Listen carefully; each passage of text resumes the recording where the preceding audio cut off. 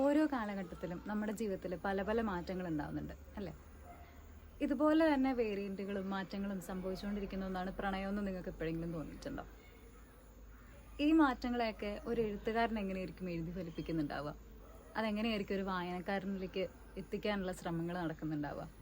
പ്രേമനഗരം, മധുരവേട്ട, സുന്ദര ജീവിതം, ഈ 3 നോവലുകളിലൂടെ രതി, സ്നേഹം, പ്രണയം, ബന്ധങ്ങൾ എന്നുള്ളതിൻ്റെയൊക്കെ മറ്റൊരു വശവും അതുപോലെ തന്നെ നമ്മൾ ഇതുവരെ ചിന്തിക്കാത്ത തരത്തിലുള്ള തലങ്ങളും ഒക്കെ എത്തിച്ച ഒരു എഴുത്തുകാരനാണ് ശ്രീ ബിനീഷ് പുതുപ്പണം. നമ്മുടെ കൂടെ ഇന്ന് വർത്താനത്തിൽ ബിനീഷ് ഏട്ടനാണ്. സ്വാഗതം ബിനീഷ് ഏട്ടൻ. ഇപ്പോൾ ഞാൻ തുടക്കത്തിൽ പറഞ്ഞ പോലെ തന്നെ പ്രണയത്തിൻ്റെ വേരിയൻറ്റുകൾ എന്ന് പറഞ്ഞതിൻ്റെ ഒരു റീസൺ ഇന്നത്തെ കാലത്ത് എന്താണ് പ്രണയം എന്ന് പലർക്കും അറിയുമോ എന്നുള്ളൊരു ചോദ്യം കൂടി നിലനിൽക്കുന്ന ഒരു കാലഘട്ടമായിട്ട് എനിക്ക് തോന്നിയിട്ടുണ്ട്. കാരണം എൻ്റെയോ ചേട്ടൻ്റെയോ ഒക്കെ കാലത്തിലുള്ള പോലെ അല്ല ഇപ്പോഴത്തെ കുട്ടികൾ പ്രണയത്തെ നോക്കി കാണുന്നതെന്നൊരു തോട്ട് എനിക്ക് വന്നിട്ടുണ്ട് പലപ്പോഴും. പെട്ടെന്ന് ആളുകൾ മാറുന്നു, സ്ഥലങ്ങൾ മാറുന്നു, പേരുകൾ മാറുന്നു എന്നൊക്കെ പറയുന്നത് പോലെ. അപ്പോൾ ഇപ്പം പ്രേമനഗരമാണെങ്കിലും സുന്ദരജീവിതമാണെങ്കിലും പ്രണയത്തെപ്പറ്റി വളരെ മനോഹരമായി സംസാരിക്കുന്ന 2 നോവലുകളാണ്. അതിൻ്റെ അടിസ്ഥാനത്തിൽ ഇന്നത്തെ പ്രണയത്തിൻ്റെ വേരിയൻറ്റുകളെ എങ്ങനെയാണ് ഏട്ടൻ നോക്കിക്കാണുന്നത്? അല്ല, അതിൽ എനിക്കൊരു വ്യത്യസ്ത അഭിപ്രായമാണുള്ളത്. പ്രേമം എല്ലാ കാലത്തും ചില അനുഭവങ്ങൾ പ്രേമത്തിൻ്റെ ഒന്നാണ്. ഇപ്പം ഞാനിപ്പോൾ എൻ്റെ അനുഭവങ്ങൾ തന്നെ പറഞ്ഞു നോക്കുമ്പോൾ, ഇപ്പോൾ പ്രേമനഗരം എഴുതുന്ന സമയത്ത്, അതല്ലേ സുന്ദരജീവിതം എഴുതുന്ന സമയത്ത് ഞാൻ പഠിപ്പിക്കുന്നതും ഞാൻ വായിക്കുന്നതായിട്ടുള്ള പഴയകാല കൃതികൾ, ഇപ്പോൾ കാളിദാസൻ്റെ മേഘസന്ദേശം, അത് നമ്മളിങ്ങനെ വായിക്കുന്ന സമയത്ത് പലപ്പോഴും ആലോചിക്കും, ഈ യക്ഷൻ ഒരു 500 കൊല്ലം മുമ്പ് ഇറങ്ങിയൊരു പുസ്തകമാണ്. അതിൽ നായകനായ യക്ഷൻ അനുഭവിക്കുന്ന പ്രണയത്തിൻ്റെയും വിരഹത്തിൻ്റെയും ഒക്കെ ചില അംശങ്ങൾ നമ്മൾ ഈ കാലത്തും അനുഭവിക്കുന്നുണ്ടല്ലോ. അപ്പോൾ അന്ന് 500 വർഷം മുമ്പ് എഴുതപ്പെട്ട ഒരു കൃതികളിലെ നായകനും ഇന്ന് ഞാൻ എഴുതാൻ പോകുന്ന കൃതികളിലെ നായകനും ഞാനും ചിലപ്പോൾ അനുഭവിക്കുന്ന വികാരങ്ങൾ ചിലപ്പോൾ പ്രേമത്തിൻ്റെ കാര്യത്തിൽ ഒരുപോലെയാണ്. എന്ത് മാറുന്നുണ്ട്? സാങ്കേതികത, ലോകം മാറുന്നുണ്ട്, ലോകത്തിൻ്റെ ചില അംശങ്ങൾ മാറുന്നുണ്ട്. പക്ഷെ പ്രണയത്തിൻ്റെ ചില ഭാവങ്ങൾ സ്ഥായി ഭാവമാണ്, അതിൽ മാറ്റമില്ല. മറിച്ച് നമ്മുടെ കാലത്ത്, ഇപ്പോൾ എൻ്റെയൊക്കെ കോളേജ് കാലത്ത് അല്ലെങ്കിൽ സ്കൂൾ കാലത്ത് അതിന് ശേഷമായാലൊക്കെ ഈ സാങ്കേതിക വിദ്യകളുടെ ഒരു വലിയ ലോകമില്ല. ഇപ്പോൾ ഇൻസ്റ്റഗ്രാം ഇല്ല, ഫേസ്ബുക്ക് ഇല്ല, വാട്സപ്പ് ഇല്ല, ഇതൊന്നുമില്ല. അപ്പോൾ സ്വാഭാവികമായിട്ട് അതിൻ്റെ ഒരു പരിമിതി. ഒരുപക്ഷെ അന്ന് ഇതൊക്കെ ഉണ്ടായിരുന്നെങ്കിൽ പ്രണയം ഇന്നത്തെ പോലെ തന്നെ ആവുമായിരുന്നു. അപ്പോൾ അവിടെ ഒരു പ്രണയത്തിനല്ല പ്രശ്നം, മറിച്ച് കാലം നമ്മൾ തരുന്ന പുതിയ പുതിയ കാര്യങ്ങളുണ്ട്, പുതിയ പുതിയ വിദ്യകളുണ്ട്, പുതിയ പുതിയ ജ്ഞാനങ്ങളുണ്ട്. ഇതൊക്കെ സ്വീകരിക്കുമ്പോൾ സ്വാഭാവികമായിട്ടും നമ്മൾ അതെല്ലാം ഉപയോഗിക്കും. അത് പ്രണയത്തിൻ്റെ കാര്യത്തിൽ മാത്രമല്ല, ഏത് കാര്യത്തിലാണെങ്കിൽ പോലും നമ്മളത് ഉപയോഗിക്കും. സ്വാഭാവികമായിട്ടും പ്രണയത്തിലും അത്തരത്തിലുള്ള മാറ്റങ്ങൾ സാധിക്കും. മുമ്പ് ഇപ്പോൾ പത്മരാജൻ്റെ ലോലയൊക്കെ വായിച്ചാൽ നമുക്കറിയാലോ, ഈ അമേരിക്കയിൽ നിന്ന് തിരിച്ച് വരുമ്പോൾ അവിടെ വിച്ഛേദിക്കുകയാണ് ബന്ധം, ഇല്ല.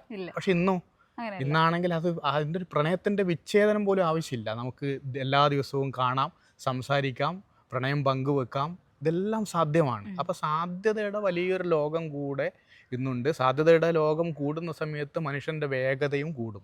ഈ വേഗതക്കനുസരിച്ച് പ്രണയത്തിൻ്റെ ഭാവങ്ങളും ചിലപ്പോൾ മാറിയേക്കാം. അപ്പോൾ അത്തരത്തിലുള്ള മാറ്റമാണെന്ന് എനിക്ക് തോന്നുന്നത്. സ്വാഭാവികമായിട്ടും ചില അംശങ്ങൾ എനിക്ക് തോന്നുന്നു അതിൽ വലിയ മാറ്റമില്ലാതെ കിടക്കുന്ന അംശങ്ങൾ കൂടിയുണ്ട്. മറിച്ച് കാലമേൽപ്പിക്കുന്ന സാങ്കേതികമായൊരു മാറ്റങ്ങൾ അത് പ്രണയത്തിൽ നിന്ന് മാത്രമല്ല എല്ലാത്തിലും വന്നു ചേർന്നതുപോലെ പ്രണയാനുഭവങ്ങളിലും അത് വന്നു ചേർന്നിട്ടുണ്ടാകും. അങ്ങനെയാണ് എനിക്ക് വ്യക്തിപരമായിട്ട് തോന്നിയിട്ടുള്ളത്. അതായത് പ്രണയം ഇന്നത്തെ കാലത്ത് പ്രണയം മോശമാണെന്നും പഴയത് അങ്ങനെ ഇല്ല. അതിന് അവസരമില്ലായിരുന്നു. അതുകൊണ്ട് പല കാര്യങ്ങൾക്കും പണ്ട് എത്തിച്ചേരാനും കണ്ടുമുട്ടാനുമുള്ള അവസരങ്ങൾ പണ്ടില്ലാത്തത് കൊണ്ട് അതങ്ങനെ സംഭവിച്ചില്ല.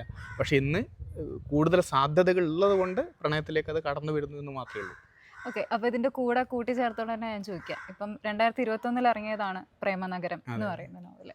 സുന്ദരജീവിതം ഈ വർഷം ഇറങ്ങിയത്. അപ്പം ഇതിൽ രണ്ടിലെയും പ്രണയം ഈ പറയുന്ന പോലെ സാഹചര്യങ്ങളും ആളുകളും വ്യത്യാസപ്പെടുന്നുണ്ടെങ്കിലും മനുഷ്യന് ഉൾക്കൊള്ളാൻ കുറച്ച് ബുദ്ധിമുട്ടുള്ള തരത്തിലുള്ള ഒരു പ്രണയമാണ്.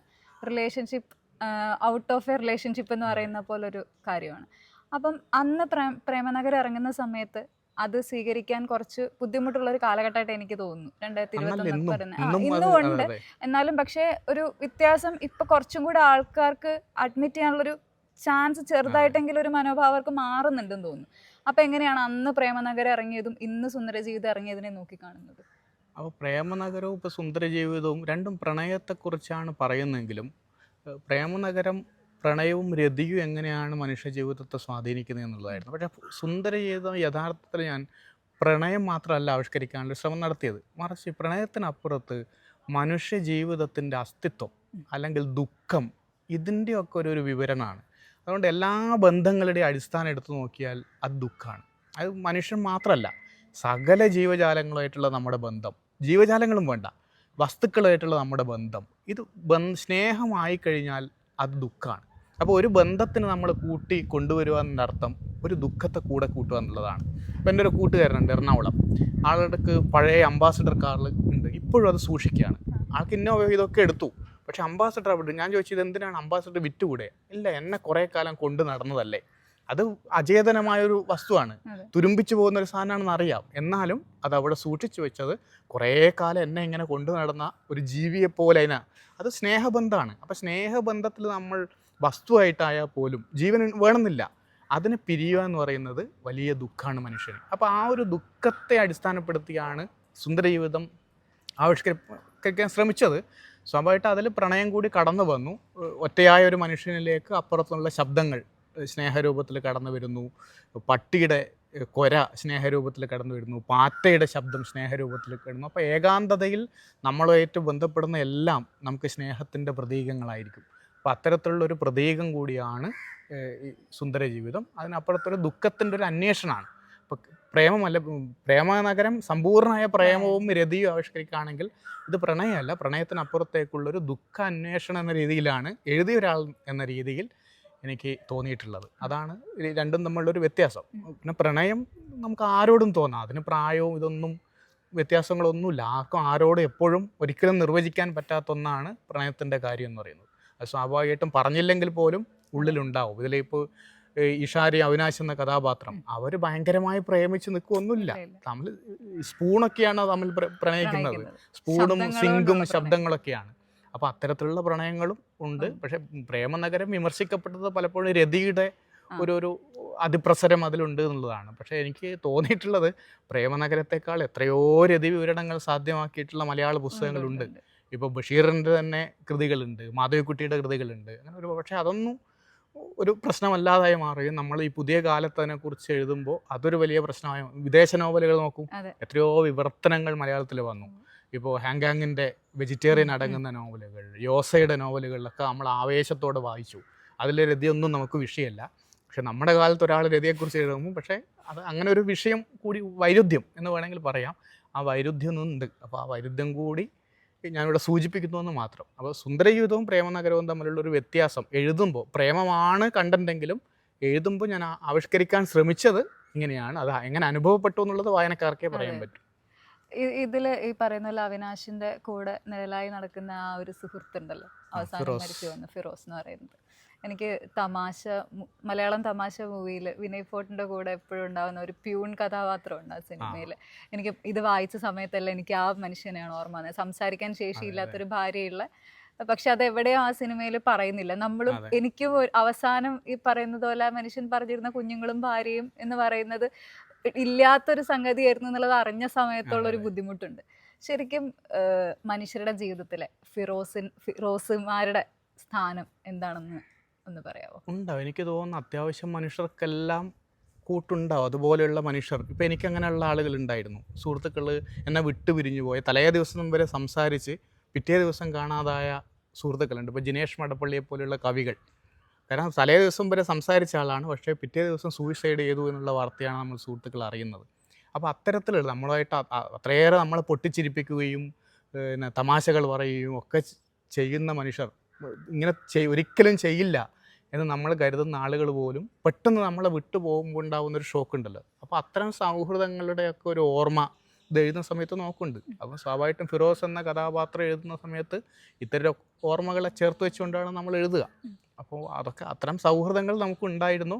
പിന്നെ എല്ലാ മനുഷ്യർക്കും പല സൗഹൃദങ്ങളും ഉണ്ടാവും. ആ സൗഹൃദങ്ങൾക്ക് ചിലപ്പം വിട്ടുപോയേക്കാം, ചിലപ്പം അവസാനം വരെ കൂടെ കണ്ടാം, അതല്ലെങ്കിൽ ചിലരുടെ എന്ത് ചെയ്യാം തമ്മിൽ തെറ്റിപ്പിരിയാം. അങ്ങനെ നമുക്ക് അതിനെ ഈ നേരത്തെ പ്രണയത്തെ നിർവചിക്കാൻ പറ്റില്ല എന്ന് പറഞ്ഞതുപോലെ സൗഹൃദത്തിൻ്റെ ഒരു ആഴവും അതിൻ്റെ ഭാവിയൊന്നും നമുക്കും ചിന്തിക്കാൻ കഴിയില്ല അതെങ്ങനെയാണെന്നുള്ളത്. ഇപ്പം നമ്മൾ സൗഹൃദമായിട്ട് നിൽക്കുന്ന മനുഷ്യർക്ക് അവർക്ക് നമ്മൾ എങ്ങനെ അനുഭവപ്പെടുന്നു എന്നുള്ളതും പ്രധാനമാണ്. പക്ഷേ പ്രണയത്തിൽ നിങ്ങൾ നോക്കിയാൽ മതി, പ്രണയത്തിൽ ഏതൊരു ബാഹ്യ വസ്തുവിൻ്റെ വരവും പ്രശ്നമാണ്.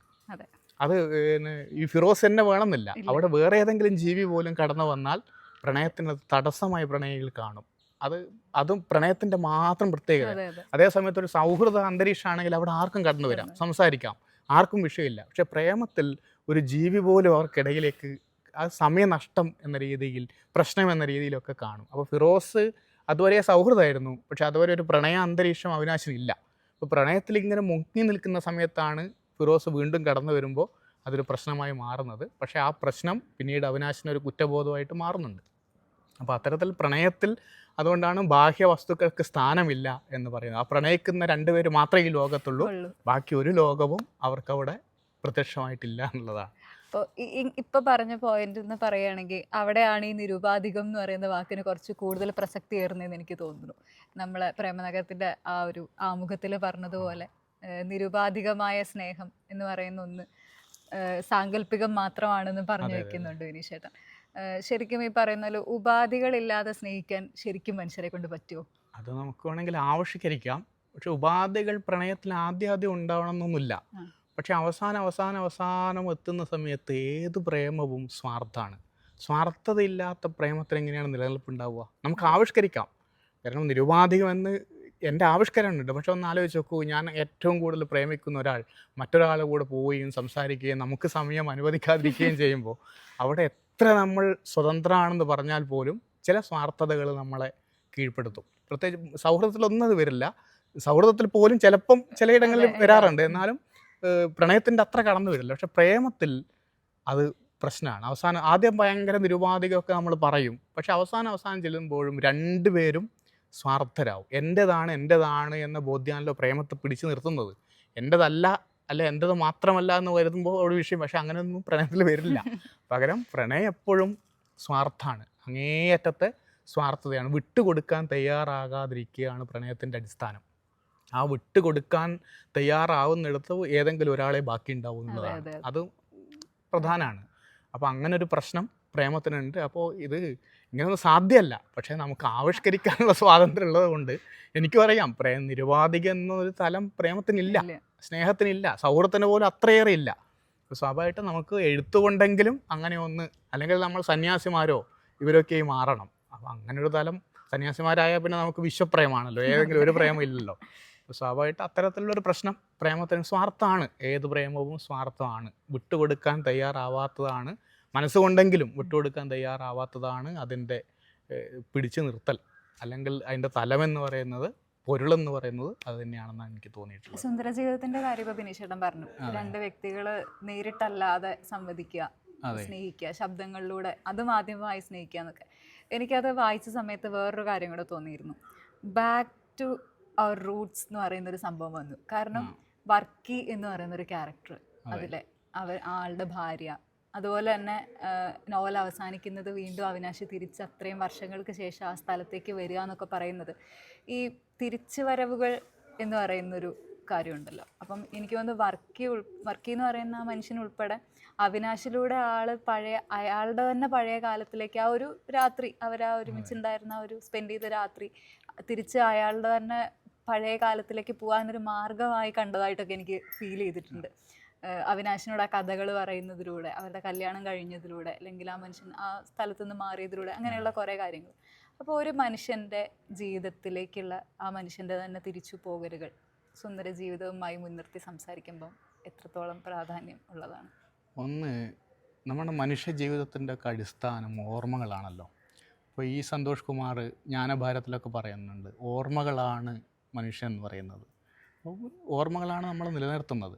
അപ്പോൾ ഓർമ്മകൾ തേടി പോവുക, അതിൽ നേരത്തെ പറഞ്ഞ പോലെ നമ്മുടെ വേര് തേടി പോകുക എന്നുള്ളത് മനുഷ്യനിലുണ്ട്, പണ്ടേ ഉണ്ട്. നമ്മുടെ എത്രയോ വംശപരമ്പരകളായിട്ട് തുടർന്നാണ് നമ്മുടെ വേരുകളെ തേടി പിന്നെ ഈ വേരുകൾ എന്ന് പറയുന്നത് നമ്മുടെ ഓർമ്മയാണ്.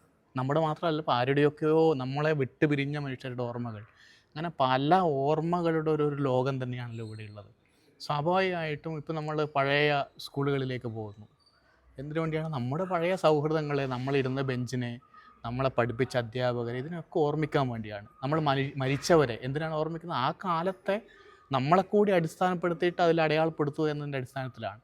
അപ്പോൾ ഇത്തരത്തിൽ ഇതിൽ അവിനാശ് എന്ന് പറയുന്ന കഥാപാത്രവും അയാളുടെ പഴയ വേര്, പ്രണയത്തിൻ്റെ വേര്, സൗഹൃദത്തിൻ്റെ വേര് ഇത് അന്വേഷിച്ചു കൊണ്ടുള്ളൊരു പോക്കാണ്. ആ പോക്കിൽ ഒരിക്കലും പഴയതല്ല. ഇപ്പം നമ്മളിവിടെ സംസാരിച്ചു, ഇത് കഴിഞ്ഞ് പുറത്തിറങ്ങുന്ന നമ്മൾ അല്ല ഇവിടെ പിന്നെയുള്ളത്, അല്ലെങ്കിൽ നമ്മളല്ല പുറത്തുള്ളത്. അങ്ങനെ ഒരു ഇതല്ല ഇവിടെ ഉള്ളത്. ആ റോഡല്ല ഉള്ളത്. വന്ന സ്ഥലം ഒരിക്കലും അതേപോലെയല്ല. ആ നിമിഷം അത് മാറി, മറ്റ് പലതുമായി തീർന്നു, മറ്റ് പലരുടേതുമായി തീർന്നു. നമ്മളിവിടെ നിന്ന് എഴുന്നേറ്റ് പോയാൽ മറ്റാരൊക്കെയോ വന്ന് ഇവിടെ ഇരിക്കും, ഏതൊക്കെയോ ജീവികൾ ഇരിക്കും, ഒന്നുമില്ലേ ഇലകൾ തന്നെ പൊഴിഞ്ഞിരിക്കാം. അപ്പോൾ ഒന്നും സ്ഥിരമല്ല എന്നൊരു സാധനം. പക്ഷേ നമുക്ക് സ്ഥിരമായി നിലനിർത്താൻ പറ്റുന്നത് നമ്മുടെ ഓർമ്മകളാണ്. നമ്മളിവിടുന്ന് പോയി കഴിഞ്ഞാലും ഇവിടെ ഇരുന്നതിൻ്റെ അടയാളങ്ങളുള്ളത് നമ്മുടെ ഓർമ്മയിലാണ്. മറ്റിവിടെ ഇല്ല. ആർക്കു കണ്ടാലും ഒരുപക്ഷെ ഇവിടെ കാണില്ല, നോക്കിയാലും കാണില്ല. അപ്പോൾ സ്വാഭാവികമായിട്ടും അവിനാശിനും അത്തരത്തിൽ താൻ നടന്നുപോയ, താൻ ജീവിച്ച, താൻ പ്രണയിച്ച, താൻ കരഞ്ഞ, വിരഹത്തിൽ ഏർപ്പെട്ട ഒരു കാലത്തിലേക്ക് തിരിച്ചു പോകാനുള്ളൊരു ശ്രമം. പക്ഷെ ഓരോ ശ്രമത്തിലും അയാൾ പരാജയപ്പെടുകയാണ്. കാരണം പഴയതല്ല ഒന്നും. ഓഫീസിലെത്തുമ്പോൾ ഓഫീസ് പഴയതല്ല, ഫിറോസില്ല, അറിയുന്ന ആളുകളില്ല, റോഡതല്ല, വീടുകളതല്ല, കടകളതല്ല, ബിൽഡിങ്ങേ മാറിപ്പോയി. അവിടെ പക്ഷികൾ വന്ന് ചേക്കേറി, മരങ്ങൾ വന്നു, വള്ളികൾ പടർന്നു. അപ്പോൾ ഇതൊന്നും അല്ലെങ്കിൽ പോലും അദ്ദേഹത്തിൻ്റെ മനസ്സിൽ അവിടെ നിന്ന് തിരിച്ചിറങ്ങുമ്പോൾ വലിയൊരു ഓർമ്മയായിട്ട് ശബ്ദങ്ങൾ നല്ല തിരിച്ചു വരികയാണ്. അപ്പോൾ അത്തരത്തിലുള്ള ഓർമ്മകളിലൂടെ ജീവിക്കുന്ന എല്ലാ മനുഷ്യരെയും പോലെ ഇതിലെ കഥാപാത്രമായ അവിനാശും അങ്ങനെ ജീവിക്കുന്നു. എന്തൊക്കെയോ പ്രതീക്ഷകൾ, ഒരുപക്ഷെ ഇനി കണ്ടുമുട്ടിയേക്കാം, അതല്ലെങ്കിൽ കണ്ടുമുട്ടാനുള്ളൊരു ആഗ്രഹം നിലനിർത്തുന്നു. ഒരുപക്ഷെ അയാളുടെ ജീവിതം പോലെ നിലനിർത്തുന്നത് അത്തരം ആഗ്രഹവും ഓർമ്മകളും ആയിരിക്കാം. ഇതുപോലെ ഓർമ്മകളുമായിട്ട് ജീവിക്കുന്ന ഒരുപാട് മനുഷ്യരുണ്ട്, നമ്മൾക്കിടയിൽ തന്നെ ഉണ്ട്. അവരെ നിലനിർത്തുന്നത് ഓർമ്മകളാണ്. അപ്പോൾ ഒരുപക്ഷെ നമ്മൾ പോലും ചില സന്തോഷങ്ങൾ നിലനിർത്തുന്നത് ഓർമ്മകളാണ്, ചില ദുഃഖങ്ങൾ ഉണ്ടാക്കുന്നത് ഓർമ്മകളാണ്. ഇതെല്ലാം ഓർമ്മകൾ ചേർന്ന് പോയതല്ലോ. സ്വാഭാവികമായിട്ട് ഈ നോവലിൽ അത്ര ഓർമ്മകൾ കൂടി കൊണ്ടുവരണം എന്നുള്ളൊരു ആഗ്രഹം ഉള്ളത് കൊണ്ടാണ്. കാരണം എൻ്റെ ഓർമ്മകൾ എനിക്കറിയാം, എൻ്റെ പല ഓർമ്മകളിലും ഞാൻ ഇന്നും ജീവിക്കുന്നു. അപ്പോൾ അത്തരത്തിലുള്ളൊരു ജീവിതം കൂടിയാണ് നമ്മുടെ ജീവിതം എന്നുള്ളത് കൊണ്ട് ഇതിൽ അവിനാശ് എന്ന് പറയുന്നൊരു കഥാപാത്രത്തിലേക്ക് അത് കൊണ്ടുവന്നു എന്നേ ഉള്ളൂ. ഓക്കെ, ഇനി ഇപ്പം നോവലിൽ നിന്ന് മാറ്റി നിർത്തിയിട്ടൊരു ചോദ്യം ചോദിക്കുകയാണ്. അധ്യാപകൻ എന്ന് പറയുന്ന ബിനീഷ് പുതുപ്പണം, അതുപോലെ തിരക്കഥ ലിറിസിസ്റ്റാണ്, പിന്നെ എല്ലാം കഴിഞ്ഞൊടുവിലാണ് ഇപ്പോൾ നോവലിസ്റ്റ് എന്നുള്ള രീതിയിലും കൂടി വന്നിരിക്കുന്നത്. ഇതിൽ ശരിക്കും ഏതാണ് ഏറ്റവും ആസ്വദിച്ച് ചെയ്യുന്ന ഒരു കാര്യം എന്ന് പറഞ്ഞു കഴിഞ്ഞാൽ? ആസ്വദിക്കുക, നമ്മളെല്ലാം ആസ്വദിക്കുന്ന ഒരു ഇതാണ്. വായിക്കുന്നതും സിനിമ കാണുന്നതൊക്കെയാണ് നമ്മളെ ആസ്വാദന തലം എന്ന് പറയുന്നത്. പിന്നെ അധ്യാപകൻ, ഇതൊക്കെ നമ്മുടെ ആഗ്രഹത്തിൽ വരുന്നൊരു കാര്യമാണ്. ഇപ്പോൾ പഠിക്കുന്ന സമയത്ത് പഠിപ്പിക്കും, ഒരുപക്ഷെ എന്നെ പഠിപ്പിച്ച അധ്യാപകരെ കണ്ടതുകൊണ്ടായിരിക്കാം എനിക്കൊരു അധ്യാപകനാകണമെന്നുള്ളൊരാഗ്രഹം ഉണ്ടായിരുന്നു.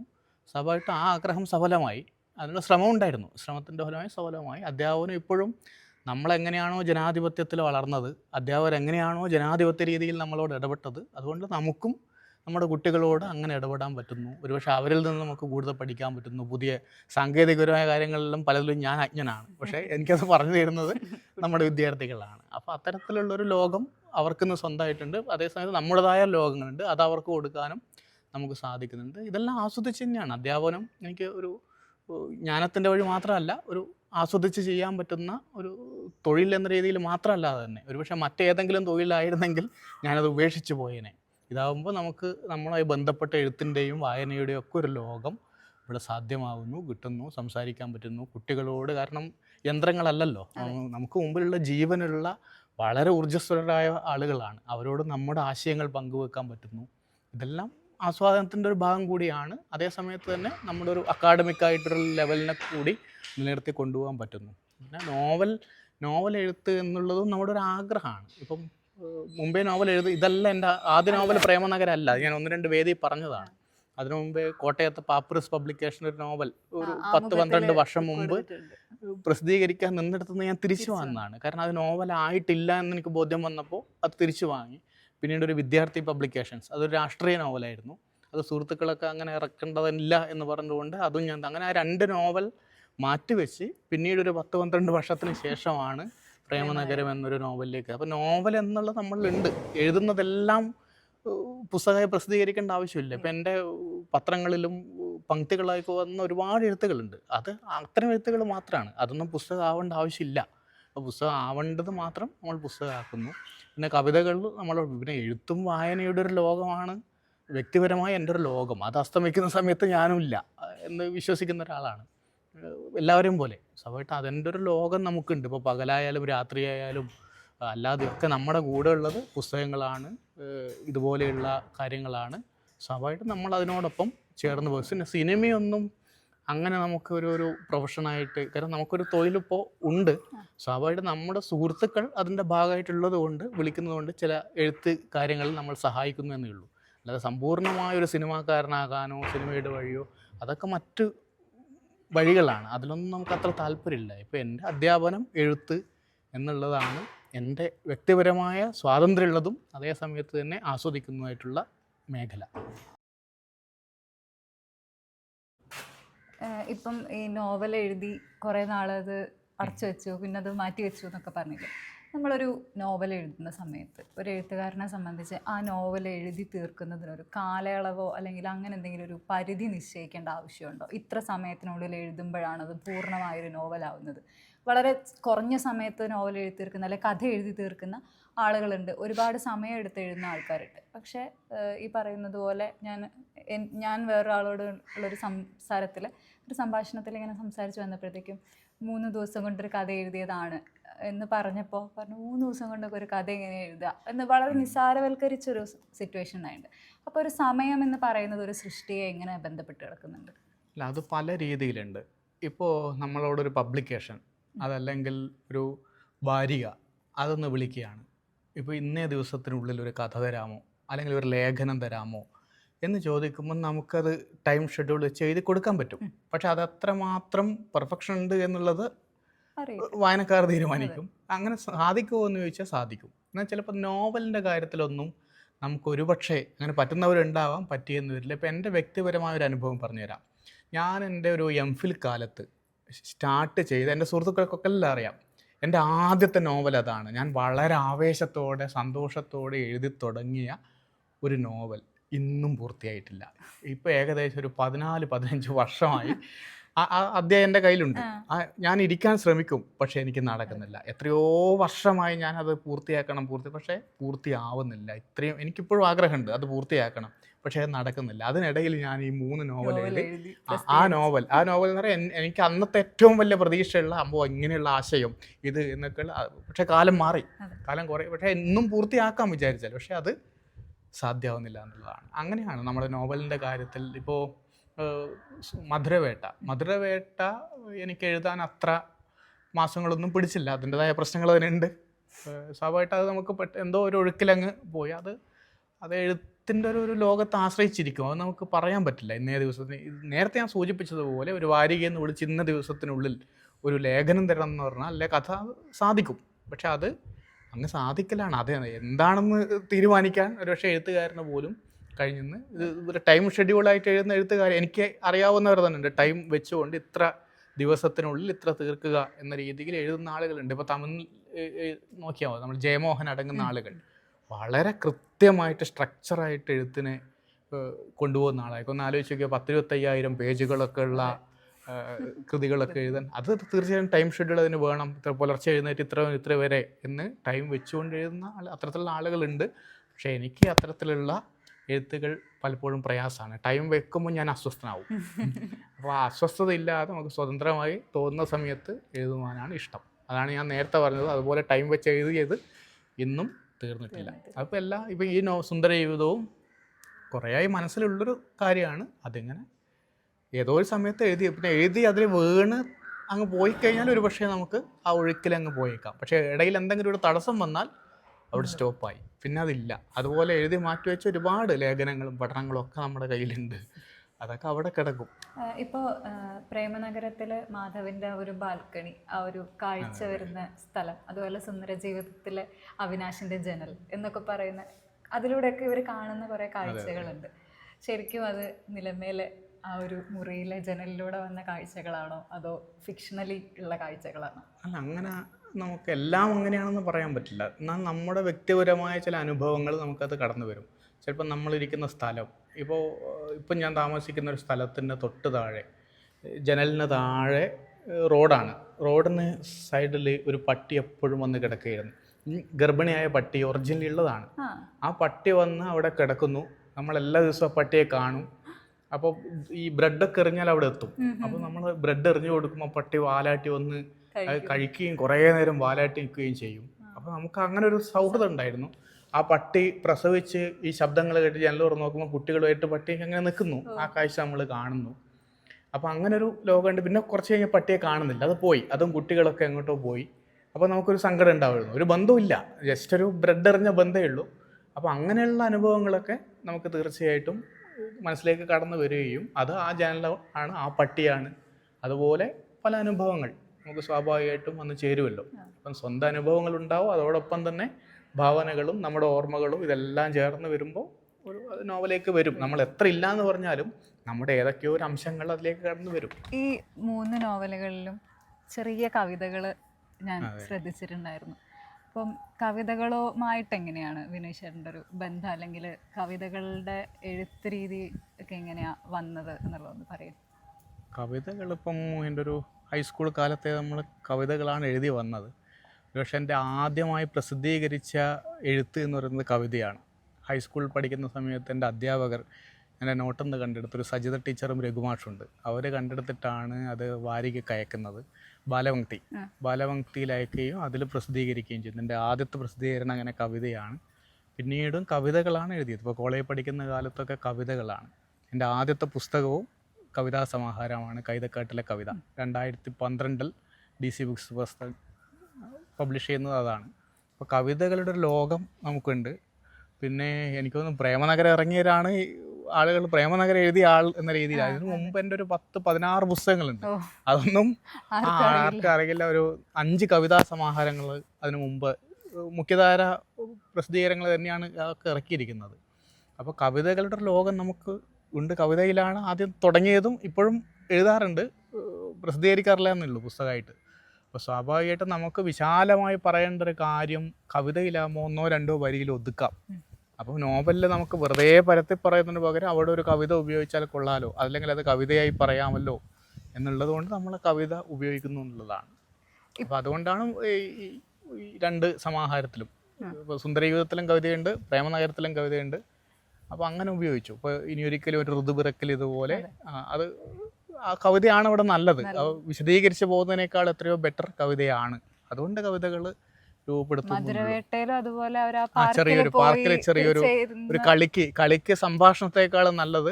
ഓടിക്കളിക്കുന്ന കുട്ടികൾക്ക് അവിടെ സംഭാഷണം പറയുന്നതിനേക്കാളും ബെറ്റർ ആവുക ഒരു 4 വരി കൊടുത്താൽ അതല്ലേ എന്നുള്ളതാണ്. നമ്മൾ സിനിമയിൽ കാണുന്നില്ലേ, അപ്പോൾ സിനിമയിൽ ഒരു പാട്ടിൽ ചിലപ്പോൾ ഒരു ജീവിതം തന്നെ പറഞ്ഞങ്ങ് പോകും. ആ ഒരു കുറച്ച് വരി മതിയാവും. ഒരു 6-8 വരിയാണെങ്കിൽ അതിൽ നമുക്കെല്ലാം കിട്ടി.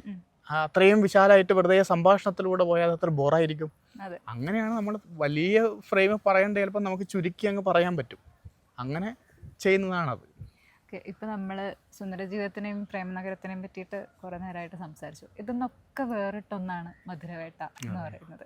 അവിടെ ശരിക്കും ഈ പറയുന്നത് പോലെ ഈ 2 പുസ്തകം വായിക്കുമ്പോൾ വിനീഷ് എന്ന് പറയുന്ന എഴുത്തുകാരൻ്റെ ആശയത്തിൻ്റെ വേറൊരു തലമാണ് അവിടെ ശരിക്കും കാണിക്കുന്നത്. പിന്നെ അതുപോലെ എനിക്ക് തോന്നിയൊരു സംഭവം, ഈ 3 പുസ്തകങ്ങളിലെയും സ്ത്രീ പ്രാതിനിധ്യം എന്ന് പറയുന്നൊരു ഇതെനിക്ക് ഫീൽ ചെയ്തു. കാര്യം സ്ത്രീകളെ പറ്റി പുരുഷന്മാർ എഴുതുമ്പോൾ ഉള്ളൊരു വ്യത്യാസം, ഭംഗി, അല്ലെങ്കിൽ എനിക്ക് തോന്നുന്നു, എനിക്ക് ചില സമയത്ത് തോന്നിയില്ല, അത് എത്ര ശരിയാതെന്ന് എനിക്കറിയില്ല, മിക്കപ്പോഴും പെണ്ണുങ്ങളെ എഴുതുന്നതിനേക്കാളും കുറച്ചും കൂടി വ്യക്തമായിട്ടാണ് പുരുഷന്മാർ എഴുതുന്നത് എന്ന് പറയുന്നത് തോന്നിയിട്ടുണ്ട്. ഇപ്പം ആദ്യം പ്രേമനഗരത്തിലായാലും അതെ, മധുരവേട്ടയിൽ പിന്നെ മുഴുവനും അങ്ങനെ തന്നെയാണ്. സ്ത്രീകൾക്ക് വേണ്ടിയിട്ടുള്ള കാര്യങ്ങളെ പറ്റി ബോധവാന്മാരാകുക, അല്ലെങ്കിൽ അവർക്ക് വേണ്ടി സംസാരിക്കുന്ന പുസ്തകമാണ് മധുരവേട്ട എന്ന് പറയുന്നത്. എങ്ങനെയാണ് അങ്ങനെ ഒരു ആശയത്തിലേക്ക് എത്തിയത്? അല്ല, അത് നമുക്കൊരു സ്ത്രീകൾക്ക് വേണ്ടി ഒരു പുസ്തകം എഴുതുക എന്നുള്ള അർത്ഥത്തിലൊന്നും എഴുതുന്നതല്ല മധുരവേട്ട. മധുരവേട്ടയിൽ പറയുന്ന പല കാര്യങ്ങളും ഇപ്പോൾ നമ്മളോട് പഠിക്കുന്ന കാലത്തും അല്ലാതെയൊക്കെ നമ്മുടെ സുഹൃത്തുക്കൾ പങ്കുവെച്ച അനുഭവങ്ങളാണ്. ഇപ്പോൾ 1-2 വേദിയിൽ ഞാൻ പറഞ്ഞതാണ്. എൻ്റെ ഡിഗ്രിക്ക് പഠിക്കുന്ന സമയത്ത് ഒരു കൂട്ടുകാരിയുടെ ഏറ്റവും വലിയ ആഗ്രഹം രാത്രി 12 മണിക്ക് ശേഷം തട്ടുകടയിൽ പോയി ഒരു ദോശ കഴിക്കുക എന്നുള്ളതാണ്. അപ്പോൾ അത് അക്കാലത്തെ സംബന്ധിച്ച് വളരെ പ്രയാസമാണ്. ഇന്നിത് നമ്മൾ ഇവിടെ ഇരുന്ന് പറയുമ്പോൾ ചിലപ്പോൾ ചിരിക്കും, പക്ഷേ ഇന്നും അതിന് സാധിക്കാത്ത മനുഷ്യരുണ്ട്, ഒരുപാട് പേരുണ്ട്. ഇപ്പോൾ ടൗൺ ഏരിയയിൽ ജീവിക്കുന്ന വളരെ തിരുവനന്തപുരമോ കൊല്ലമോ ടൗണിലെ ആളുകൾക്ക് ഒരുപക്ഷെ താഴെ ഇറങ്ങിയാൽ സാധിക്കും. പക്ഷേ ഈ ആഗ്രഹം വെച്ചുകൊണ്ട് ഗ്രാമീണമായി ജീവിക്കുന്ന, ഒരിക്കലും വീട്ടിൽ നിന്ന് ഇറങ്ങാൻ കഴിയാത്ത, ഇനി അനുവാദം ചോദിച്ചാൽ പോലും അത് കിട്ടാത്ത ഒരുപാട് പേര്, ഒരുപാട് മനുഷ്യർ നമുക്കിടയിലുണ്ട്. അപ്പോൾ അത്തരം ആളുകളുടെ ഒരു ആഗ്രഹങ്ങൾ നമ്മൾ കേൾക്കുന്ന അത്തരം ആഗ്രഹങ്ങളെയാണ് അവർ നമ്മളോട് പറയുന്നുണ്ട്. നിങ്ങൾക്ക് രാത്രി എംഫിലിന് പഠിക്കുമ്പോൾ എൻ്റെ ഒരു സ്റ്റുഡൻറ്റ് പറഞ്ഞതാണ്, സ്റ്റുഡൻ്റ് അല്ല കൂടെ പഠിക്കുന്ന ആൾ പറഞ്ഞതാണ്, നിങ്ങൾക്ക് രാത്രി കടപ്പുറത്ത് കിടന്നുറങ്ങാം, ഞങ്ങൾക്ക് നിലാവത്ത് പോയിട്ട് കടപ്പുറത്ത് ഉറങ്ങണം എന്ന് വിചാരിച്ചാൽ നടക്കില്ല. അങ്ങനെ ആണെങ്കിൽ പോലും പോലീസ് ഇവരൊക്കെ വന്നിട്ട് അവരെ സാക്ഷ്യത്ത് നിർത്തി മാത്രമേ നമുക്ക് അങ്ങനെ കിടക്കാൻ പറ്റൂ. പക്ഷെ നിങ്ങൾക്ക് അതൊക്കെ സാധിക്കുന്നുണ്ടല്ലോ എന്ന് പറയുന്നുണ്ട്. അപ്പോൾ അവരുടെയൊക്കെ ഒരു ആഗ്രഹങ്ങളുണ്ട്. നമ്മൾ എത്ര ഭയങ്കരമായ സ്ത്രീവാദം ശക്തമായും ഒക്കെ പറഞ്ഞു കഴിഞ്ഞാൽ പോലും പരിമിതികളിൽ ഒരുപാട് ആളുകളുണ്ട്, ഒരുപാട് മനുഷ്യരുണ്ട്, ഒരുപാട് സ്ത്രീകളുണ്ട്. അപ്പോൾ അവരുടെയൊക്കെ അത്തരം പരിമിതിയെ എഴുത്തിലൂടെ ഖണ്ഡിക്കാനുള്ളൊരു ശ്രമം മാത്രമാണ് ഞാൻ നടത്തിയത്. അല്ലാതെ ഇതൊരു ഫെമിനിസ്റ്റ് നോവലായോ ഇതൊരു ഫെമിനിസ്റ്റ് നോവൽ എഴുതി കളയാം, അല്ലെ ഫെമിനിസം പറഞ്ഞു കളയാം എന്നുള്ളത്. പക്ഷേ എന്നെ ആ നോവലിന് ഏറ്റവും കൂടുതൽ വിമർശിച്ചിരിക്കുന്ന ആളുകൾ ഫെമിനിസം പറയുന്ന ആളുകളാണ്. കാരണം ഒരു ആൺ എഴുതി എന്നതായിരുന്നു വിഷയം. ആൺ എഴുതിയ ഒരു അധികാരം വെച്ചുകൊണ്ട് എഴുതിയ നോവലാണ് എന്ന തരത്തിൽ വിമർശനങ്ങളും അതിന് ധാരാളം വന്നിട്ടുണ്ട്. ഇപ്പോൾ പാൻറ് ഇട്ട് കഴിഞ്ഞാൽ അത് സ്ത്രീവാദമാകുമോ, കാട്ടിൽ വെടിവെക്കാൻ പോയി കഴിഞ്ഞാൽ അത് അതൊന്നല്ല, അത് ഭാവനയായി കാണുക. അവിടെ പാൻറ് ഇടുന്നോ ഷർട്ട് ഇടുന്നുണ്ടോ കള്ളു കുടിക്കുന്നുണ്ടോ എന്നുള്ളതല്ല വിഷയം. മറിച്ച് അവരുടെ ആഗ്രഹങ്ങളെ സഫലീകരിക്കാൻ പോകുന്ന കുറച്ച് സ്ത്രീകളുടെ ലോകം. അല്ലാതെ അവിടെ ആണും പെണ്ണും ഒന്നായി തീരണം എന്നേ അല്ല നോവലിൻ്റെ പ്രമേയം. അതുകൊണ്ട് അത്തരം തെറ്റിദ്ധാരണകൾ ആ നോവൽ ഉണ്ടായിട്ടുണ്ട്. അതിനുള്ള ഒരു വിമർശനവും ഞാൻ കേട്ടിട്ടുണ്ട്. അപ്പോൾ ഇത്തരം ആഗ്രഹങ്ങളാണ് അതിൽ ഉണ്ടായിട്ടുള്ളത്. അപ്പോൾ അത്തരം ആഗ്രഹങ്ങളെ എഴുതി എന്നേ ഉള്ളൂ. അത് പക്ഷേ ഈ എഴുതി ഞാൻ ഭയങ്കര സ്ത്രീവാദിയാണെന്ന് തെറ്റിദ്ധരിക്കുകയും ചെയ്യരുത്. പലപ്പോഴും ഞാൻ കണ്ണാടി നോക്കിയിട്ട് ചോദിച്ചിട്ടുണ്ട്, പ്രേമനഗരവും മധുരമായിട്ടൊക്കെ എഴുതിയ ബിനീഷ് പുതുപ്പണം തന്നെയാണോ ഇത്?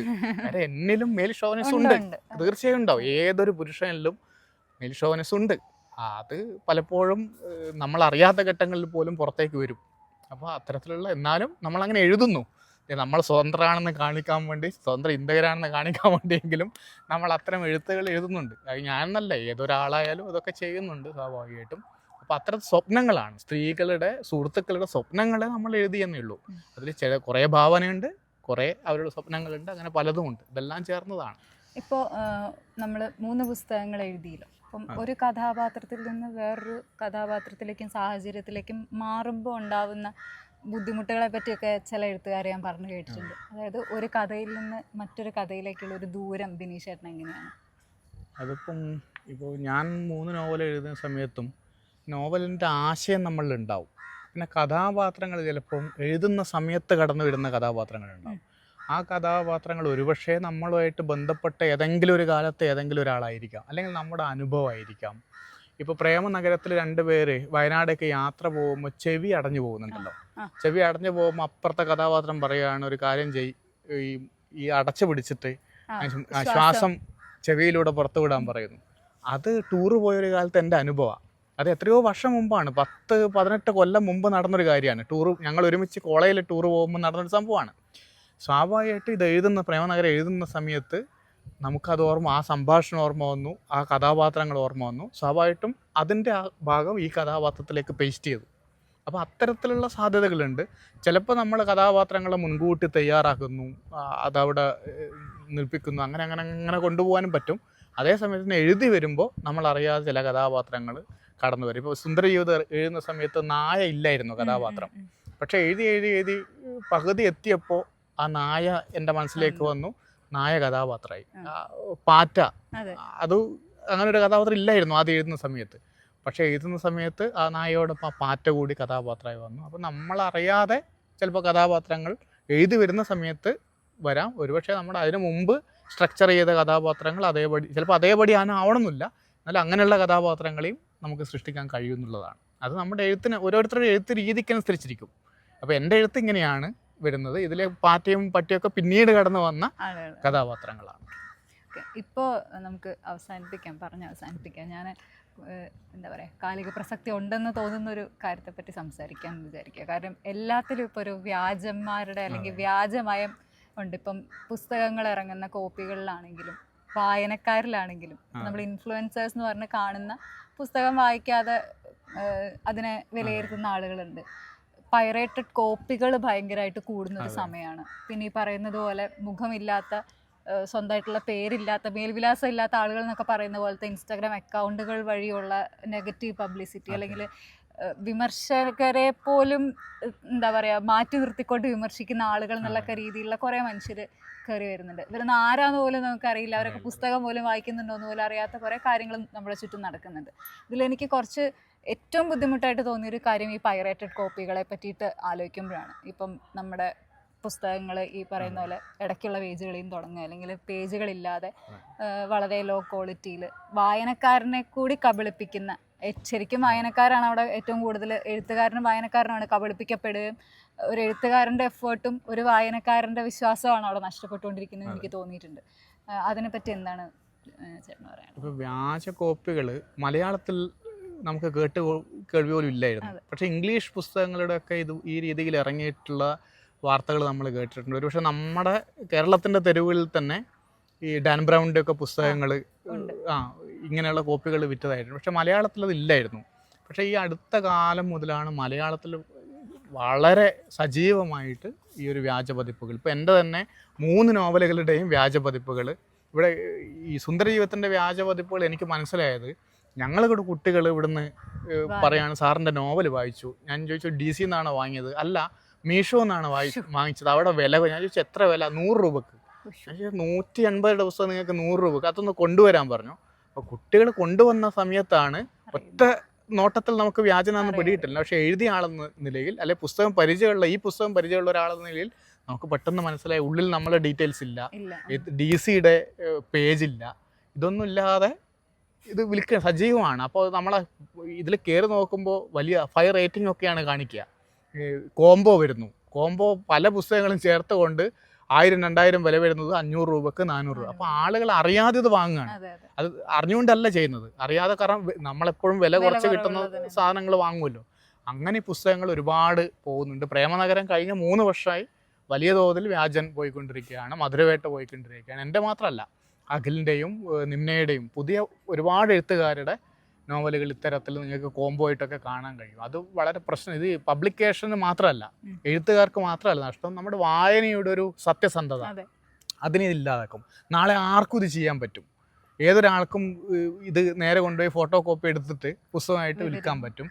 അത് മൊത്തത്തിൽ ഇത് ഏതെങ്കിലും ഒരു പബ്ലിക്കേഷനോ ഒരു എഴുത്തുകാരനെയോ അല്ല ബാധിക്കുക. ഇന്ന് ഞങ്ങളെ ബാധിച്ചു, നാളെ മലയാളത്തിലെ എല്ലാ എഴുത്തുകാരും ഇത് ബാധിക്കും. അപ്പോൾ തീർച്ചയായിട്ടും അത് ചെയ്യാൻ കഴിയുന്നത് വായനക്കാർ അതാത് പബ്ലിക്കേഷൻ്റെ ബ്രാഞ്ചുകളിൽ നിന്നോ അതാത് ഓൺലൈനുകളിൽ നിന്നോ വാങ്ങുക എന്നുള്ളതാണ്. ഇത്തരക്കാരെ മൈൻഡ് ചെയ്യാതിരിക്കുക എന്നുള്ളതാണ്. അപ്പോൾ സ്വാഭാവികമായിട്ടും ഇത് കുറയും. അല്ലാതെ മറ്റ് നിയമകാര്യങ്ങളൊക്കെ അതിൻ്റെ വഴിക്ക് നടക്കും. പക്ഷേ വായനക്കാരെന്ന രീതിയിൽ നമുക്ക് ഇതിനെ പ്രതിരോധിക്കാൻ കഴിയുമെന്നുള്ളതാണ്. ഇത് അവരവരുടെ മാത്രം കാര്യമായിട്ട് എടുക്കരുത്. മൊത്തം ഒരു പൊതു വായനാ ലോകത്തിൻ്റെ ഒരു പ്രശ്നമാണിത്.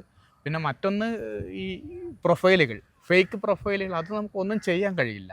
ഇപ്പോൾ വ്യാജ പതിപ്പ് വന്ന സമയത്ത് പോലും ഈ പത്രങ്ങൾ അടങ്ങുന്ന ഇതിൽ വാർത്തകൾ വന്ന സമയത്ത് അതിൻ്റെ ഇടയിലും വന്നിട്ട് ആളുകൾ പറയുന്നുണ്ട് അവർക്ക് ഈ വ്യാജ കോപ്പി ഇറങ്ങിയല്ല പ്രശ്നം, പ്രേമനഗരത്തിൻ്റെ വ്യാജ കോപ്പി ഇറങ്ങിയതാണ് പ്രശ്നം. അപ്പോൾ അങ്ങനെ വരെയുള്ള ആളുകളുണ്ട്. അവരൊക്കെ ഫേക്ക്. ഇപ്പോൾ എൻ്റെ മാത്രമല്ല, ഇപ്പോൾ പലരുടെയും ഇപ്പോൾ വിജയിച്ച പുസ്തകങ്ങൾക്കൊക്കെ വലിയ തോതിലുള്ളൊരു, അത് വിമർശനമൊന്നുമല്ല, ആക്രമണം തന്നെ, വ്യക്തിപരമായ ആക്രമണങ്ങൾ വിടുന്നുണ്ട്, അധിക്ഷേപിച്ചുകൊണ്ടുള്ള പോസ്റ്റുകൾ വിടുന്നുണ്ട്. അങ്ങനെയുള്ള കാര്യങ്ങൾ അത് ഒന്നും ചെയ്യാൻ കഴിയില്ല. അത് അവരവരുടെ ഫ്രസ്ട്രേഷൻ തീർക്കുന്ന ഒരു ഭാഗമായിട്ട് മാറുന്നില്ല. അത് തീരട്ടെ എന്നേ നമുക്ക് പറയാനുള്ളൂ. കാരണം നമ്മളോട് ക്രിയാത്മകമായ വിമർശനം നടത്താൻ ആഗ്രഹിക്കുന്ന ആളുകൾ അവരുടെ പ്രൊഫൈലിൽ വന്ന് ക്രിയാത്മകമായ വിമർശനങ്ങൾ എഴുതും. അത് സാഹിത്യത്തെ വളർത്തുകയുള്ളൂ. വിമർശനം ആവശ്യമാണ്, ഏത് സാഹിത്യത്തിനും വിമർശനം വേണം. പക്ഷെ അത് ക്രിയാത്മകമായിരിക്കണം, എഴുത്തിനെ മുന്നോട്ട് കൊണ്ടുപോകാൻ പറ്റുന്നതായിരിക്കണം, എഴുത്തിനെ പുതുക്കുന്നതായിരിക്കണം. പക്ഷെ ഇന്ന് കാണുന്ന പലതും അതല്ല, അങ്ങനെയല്ല. സ്വന്തം മുഖം മറച്ചു വെച്ചുകൊണ്ട് അശ്ലീലവും തെറിയും പറയുക എന്നുള്ളതാണ്. എങ്ങനെയെങ്കിലും ഇത് ഇല്ലാതാക്കുക എന്നുള്ള നിലപാട് ആണ് പലരും മുന്നോട്ട് വെക്കുന്നത്. അതിന് നമുക്ക് ഒന്നും ചെയ്യാൻ കഴിയില്ല. അത് അവർ പറയട്ടെ, കുറച്ച് കഴിഞ്ഞ് നിർത്തും എന്നുള്ളതാണ്. അപ്പോൾ അതാണ് അതിനെക്കുറിച്ച് പറയാനുള്ളത്.